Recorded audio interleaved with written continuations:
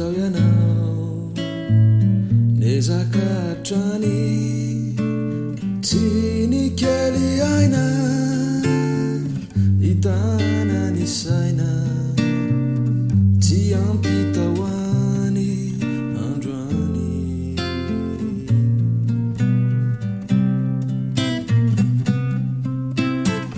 fareo namanao lasa nanandao ianao irery sisa no malisavisa ireo kilalao izay fana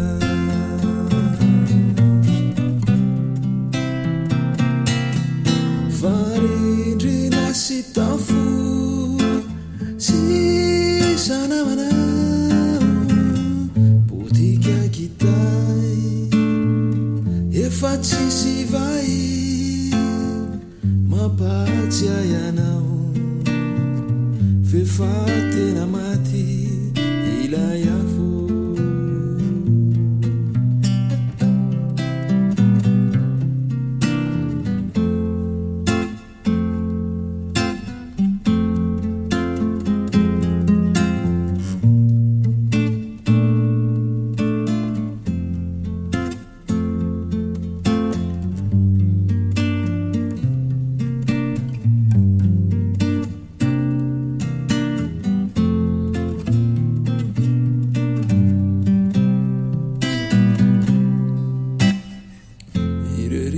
izao ianao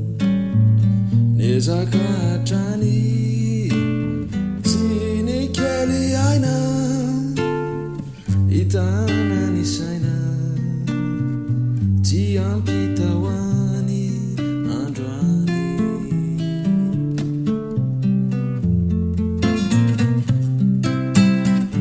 fareo namanao lasa nanandao ianao irery sisa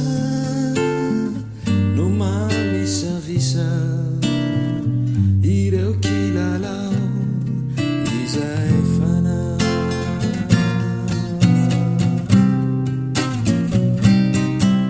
farindrina sy tafo sisa namanao potika kitay efa tsisy vai mampatsiay ianao fefatena maty